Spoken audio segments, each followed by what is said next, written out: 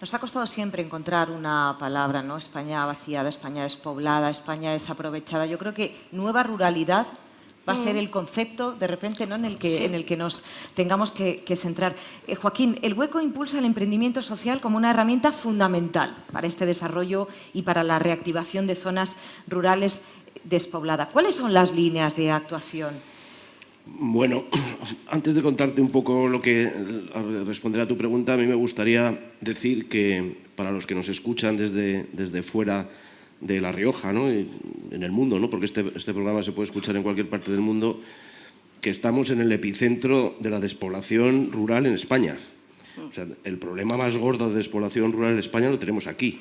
Lo tenemos aquí en las tierras altas de Soria, que están aquí al lado, en los Cameros, que están muy cerquita. Digo esto porque hoy se habla muy alegremente de despoblación, seguramente en comunidades donde no hay despoblación, donde lo que hay es un problema de desequilibrio territorial, ¿no? Yo esta mañana venía desde mi casa, yo vivo en Tera, en un pueblo de la provincia de Soria, a 1 hora de aquí, y durante casi 1 hora de camino no he visto ni a un solo ser humano, hasta que he atravesado Enciso, ¿no? Con esto quiero decir que hay que centrar un poco el debate, ¿no? Luego también quería agradecerle, estaba esta mañana aquí el alcalde de Arnedo, ha hablado de una cosa muy importante, ¿no? Que es esa reconversión, esa nueva industria que tiene que surgir, ¿no? Que responda de verdad a las necesidades de los ciudadanos. Y esto es un ejemplo. O sea, hace 2 años, en plena crisis de la pandemia, en Soria no había batas para los sanitarios, no había EPIs, y gracias a la solidaridad de Arnedo y de su comarca, pues enseguida aparecieron 5.000 batas, ¿no? para los sanitarios de Soria. Eso es lo que estructura el territorio, ¿no? Y creo que tenemos que echar un poco la vista atrás. Pero bueno, contestando a lo que tú me preguntabas, pues creo que todos los que estamos aquí estamos convencidos, y lo estamos viendo en estos últimos años, ¿no? Que hay una tendencia clarísima de vuelta a lo rural. Hay mucha gente ahora mismo pensando en desarrollar un proyecto de vida en lo rural, pero seguramente la vida en lo rural en el siglo XXI va a tener poco que ver con la que fue en el siglo XX, ¿no? Por diferentes razones. Una, fundamentalmente, es que porque la gente que vivía aquí arriba se tuvo que marchar de aquí porque no tenía para comer. Entonces, hoy en día, la agricultura y la ganadería, que como decía la consejera esta mañana, siguen siendo ejes fundamentales, ¿no? del desarrollo rural, lo van a seguir siendo, pero van a cambiar mucho. Están cambiando mucho. Si fiamos el futuro de las zonas rurales solo a la agricultura y la ganadería, pues seguramente no seamos capaces de fijar población. Por eso tenemos que pensar en una nueva forma de vivir en los pueblos, ¿no? ¿A qué nos vamos a dedicar en los pueblos? En los pueblos se pueden hacer más cosas que vivir de la agricultura y de la ganadería. Esto es un ejemplo, ¿no? Estamos en un balneario, puede haber industria tecnológica, industria cultural. La nueva ruralidad va muy ligada a la innovación social, porque la innovación social no es otra cosa que buscar nuevas soluciones más eficientes, más sostenibles a los viejos problemas de siempre, ¿no? Y que esas soluciones partan de abajo, partan de la comunidad. Es lo que lleva haciendo Raquel Ramírez en Nalda, pues 30 años, ¿no? O Ramiro, ¿no? Es una persona que también sabe mucho de esto, ¿no? Ramiro Palacios, ¿no? Entonces, lo que tenemos que tratar es de dejar de tirar muchas barreras que tenemos mentales. También se hablaba esta mañana, ¿no? La psicóloga, ¿no? lo decía, ¿no? Tenemos que tirar muchas barreras, derribar muchas barreras mentales e imaginarnos entre todos un mundo rural nuevo. Porque si no somos nosotros los que nos lo imaginemos, no va a venir nadie a inventarlo por nosotros, ¿no? Entonces, de eso se trata un poco de eso trata la innovación social. En el Hueco trabajamos fundamentalmente en eso, ¿no? En fomentar empresas sociales, en fomentar emprendimientos de innovación social. Estamos trabajando con el Gobierno de La Rioja desde hace ya un par de años aquí. Hemos hecho muchas cosas y otras muchas que nos quedan por hacer. Y básicamente lo que tratamos es, desde muy abajo, hablando con la gente, hablando con los agentes, hablando con la población, hablando con los vecinos, tratar de co-crear, de diseñar entre todos esas soluciones, esas nuevas soluciones a los viejos problemas de siempre, ¿no?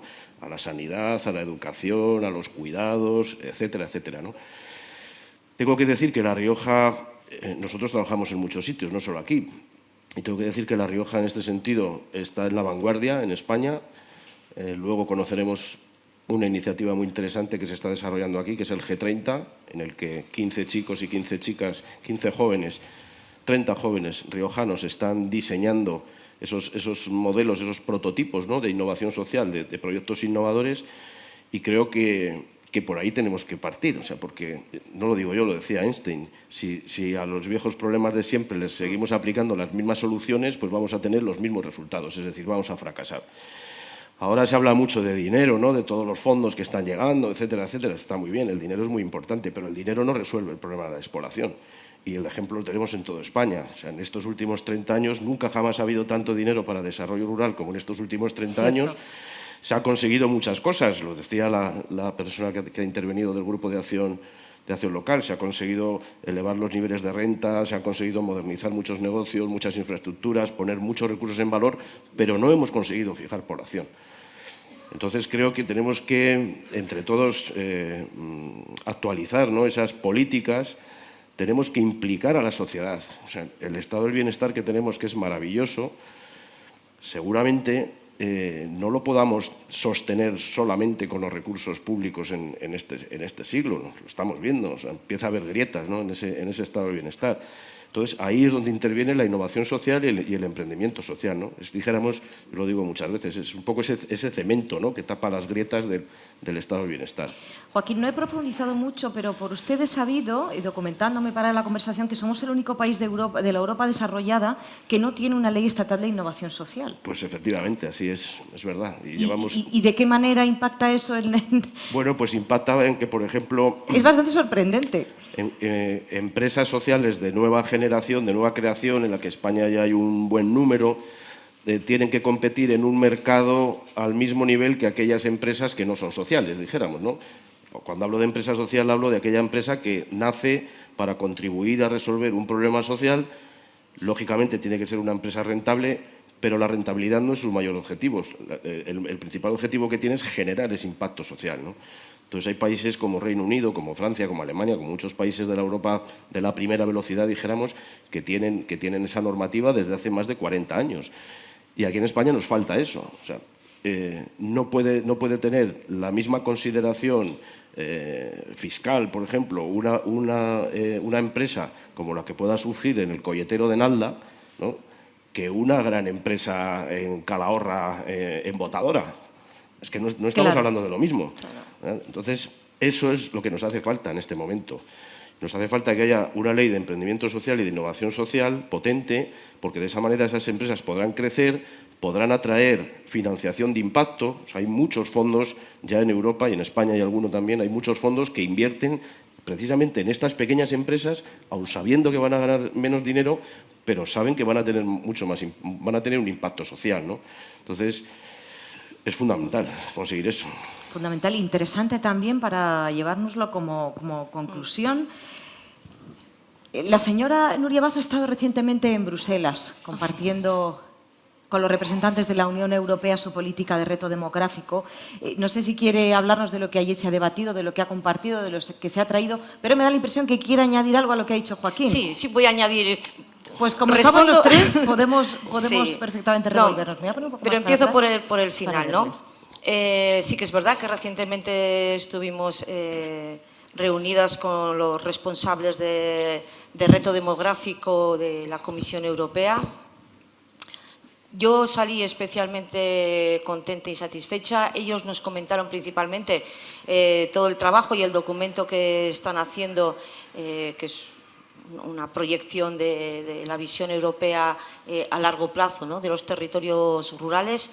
Yo salí especialmente satisfecha porque yo creo que estamos trabajando en la misma línea, ¿no?, y que teníamos el mismo enfoque de por dónde trabajar y desde dónde trabajar, ¿no? Y trabajar desde lo pequeño, que eso a La Rioja siempre nos va muy bien, trabajar desde lo pequeño y desde la cercanía. En ese sentido, satisfechos, compartimos también parte del programa del Pacto Rural que recientemente se ha celebrado en Bruselas y, bueno, en ese sentido, buenas vibraciones, buenas relaciones nos trajimos. Pero yo quería también continuar con algunas de las cuestiones que estaba planteando Joaquín. Yo, por un lado, pues decir que es verdad, no podemos, yo no puedo, a veces esos discursos de que tiene que venir más población, que hay que recuperar población. Es que yo creo que no, es que yo no quiero vivir como vivía mi abuela en el pueblo. No quiero. O sea, yo creo que las sociedades quieren otras cosas y los seres humanos ya necesitamos y nos merecemos otras cosas. Sobre todo nos merecemos vivir con dignidad allá donde estemos y también en el medio rural. Y también vivir en una vivienda confortable, igual que puede vivir cualquier persona en Logroño. Y tener un trabajo digno como puede tener cualquier persona en el medio urbano. Por eso digo que crear este espacio en el medio rural también desde la justicia social, pues también yo creo que hay que empezar a hablar con claridad de las cosas, ¿no? Y yo creo que también hay que empezar a hablar con claridad en el sentido de que hablar de verdad por abordar los retos demográficos y desde la despoblación, no todo sirve para todos los territorios. No todo sirve para todos. No todas las políticas de emprendimiento van a servir para todos los territorios, ni todas las políticas de implantación de la digitalización van a servir para todos los territorios. Por eso yo creo que la mirada la tenemos que hacer, como yo creo que has sido tú, Joaquín, que lo has dicho, ¿no? De abajo para arriba. Ver cuáles son los recursos de un territorio, qué es lo que actualmente se puede poner en valor, cuáles son las necesidades y juntos abordemos los retos de futuro, de abajo para arriba, porque las políticas generales no sirven. Sí que es verdad que el tema legislativo es algo como muy propio en todas las conversaciones de los foros de despoblación. Claro que sí. Y por las razones que decía Joaquín. Pero yo ahí creo que me siento especialmente positiva, porque esa mirada de las gafas de lo rural que reivindicamos desde la ruralidad, ¿no? Para que se mire lo que hacemos en los espacios rurales con esas gafas de lo rural, yo creo que eso llegará. Es verdad que vamos dando pasos, rural proofing, que ellos también están trabajando, a mi entender, muy bien. Se van dando pasos. Yo hace 30 años, ¿quién pensaba en la transversalidad de las políticas que iba a tener el eje medio ambiente? Era impensable y ahora nadie habla en cualquiera de las legislaciones que se pongan sobre la mesa de poner los estudios ambientales, ¿no? Sobre cualquier armazón jurídica. ¿Y quién nos iba a decir, pues eso, que hace 10 años el enfoque de género iba a estar también transversalmente en toda la legislación? Pues eso que ha ido ocurriendo en 25, en 15 años, ¿por qué en 10 no va a ocurrir que las gafas de lo rural, ¿no? La discriminación positiva de lo que se haga en el medio rural esté también transversalmente en cualquier ordenanza jurídica que se vaya iniciando, ¿no? Yo soy especialmente optimista porque eso tiene que llegar sí o sí, sobre todo porque, insisto, y en eso yo insisto también que tenemos que hablar cada vez más claro, ¿no? Abordar retos demográficos no sirve la misma receta para todos los territorios, es de abajo para arriba, con lo cual llegará las gafas de lo rural transversalmente en todas las ordenanzas jurídicas. Tenemos esas gafas de lo rural porque una cuestión importante en la que lleva meses trabajando la Unión Europea es la denominada o lo que denomina como mecanismo rural de garantía, pero sin embargo la queja habitual es la que comentábamos, yo creo que una mesa antes, la falta de agilidad de trámites, la burocracia que se encasilla. Sí.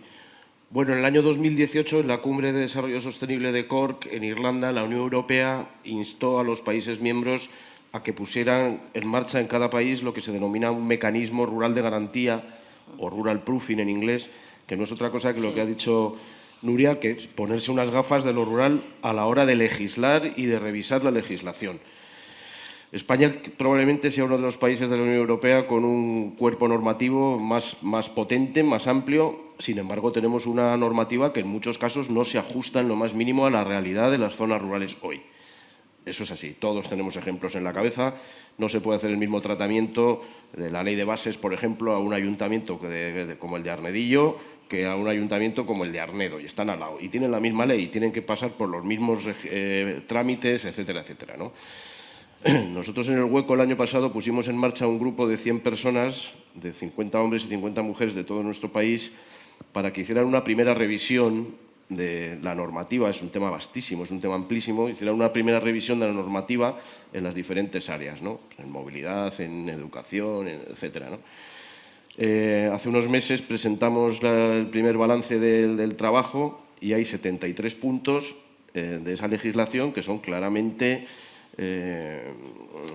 perjudiciales, ¿no?, para esa reactivación de los pueblos que nos proponemos todos, ¿no? Entonces, eso hay que cambiarlo. Entonces, en España, a quien le corresponda, debe poner en marcha lo antes posible ese mecanismo rural de garantía, pero no porque lo diga yo, porque lo dice la Unión Europea y porque lo dicen la mayor parte de los agentes públicos y privados con los que hablamos en el territorio, ¿no?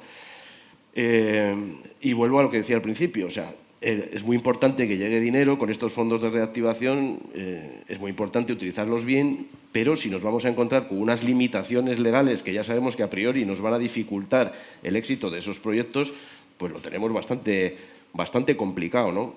Entonces yo creo que tiene que ser paralelo, ¿no?, la aplicación de esos fondos con la actualización de la ley. Nos queda poco tiempo, me gustaría no sé si una conclusión o unas últimas palabras. Yo creo que en su caso lo había dejado muy claro, ¿no?, que hay que mirar la peculiaridad de cada lugar y legislar en base a esas peculiaridades y a esas necesidades. Sí, sí, pero aún así, si yo tuviese que cerrar con un mensaje, ¿no?, de por dónde tiene que ir la apuesta, yo diría 3 ejes de trabajo: mujer, jóvenes, nuevas gobernanzas. Yo creo que implicar a los jóvenes en todo el proceso de abordar los problemas de la despoblación, prototipar, como yo creo que ahora nos van a contar, ¿no?, prototipar modelos de proyectos y de región con mirada de futuro, implicar a las mujeres como necesaria visión de futuro en las zonas rurales y ensayar nuevas gobernanzas desde lo local, sobre todo abordando lo comarcal. Yo creo que son 3 ejes de trabajo que la nueva ruralidad incorpora a su propia esencia, ¿no? Me quedo con esas 3, sí. Joaquín. Bueno, yo me gustaría terminar con 2 conceptos, ¿no? O sea, en primer lugar, optimismo, ¿no? O sea, hay que transmitir optimismo y lo dice uno de Soria, que viene de ahí del epicentro, ¿no? O sea, Por cierto, ¿cuántos habitantes? En Soria somos 89.000. No, digo, el pueblo donde viven... 100 habitantes. 100 habitantes. ¿Me ha dicho que el nombre era? Tera. Tera. Sí.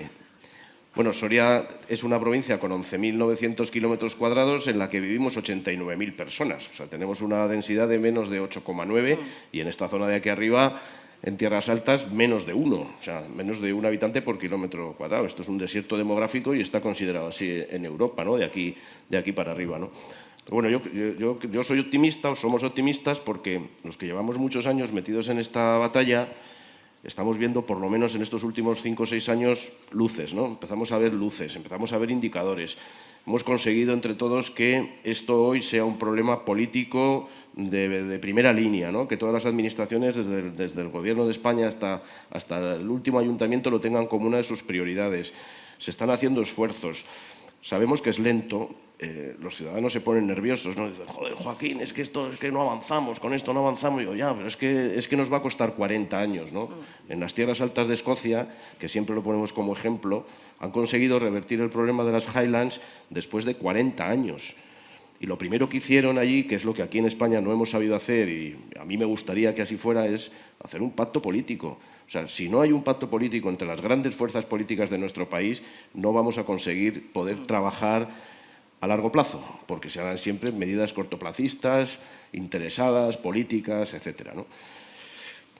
Eso en primer lugar. Y luego yo creo que la receta, un poco en la línea de lo que decía Nuria, la receta está en la comunidad. Hay que conseguir formar comunidad, lo que hacen en Nalda, ¿no? Hay que conseguir formar comunidad, que esa comunidad coja las riendas de su pueblo y que en muchos casos no esperen a que venga la propia administración pública a resolverles el problema, porque hay muchos problemitas que simplemente con la comunidad puede buscarles una solución, y esas soluciones son siempre mucho más sólidas y mucho más sostenibles que si te vienen desde arriba, ¿no? Sí. Yo creo que para eso deberíamos ser un poco anglosajones, ¿no? Casi calvinistas, ¿no? O sea, porque en estos países de Europa la diferencia que tienen con nosotros es esa, ¿no? O sea, que no viene, y no soy liberal, o sea, no soy un liberal sospechoso, pero no están esperando a que venga el papá Estado o la administración a resolverles el problema. O sea, resuelven muchos problemas en sus comunidades porque tienen una comunidad y porque lo pueden abordar, ¿no? Entonces, yo creo que el futuro va un poco por ahí. Estamos viendo, hoy vamos a hablar aquí mucho de jóvenes, ¿no? Estamos viendo que la juventud tiene interés, o sea, que tenemos una juventud maravillosa, tiene interés por vivir en lo rural y simplemente lo que tenemos es que poner los medios, ¿no? Y diseñar eso, políticas de largo plazo. Pues con ese optimismo nos vamos a quedar. Muchísimas gracias, Joaquín Alcalde, director de El Hueco. Muchísimas gracias a la directora general de Desarrollo Rural y Reto Demográfico, la señora Nuria Bazo. Gracias a los dos, de verdad, por compartir sus conocimientos y su tiempo.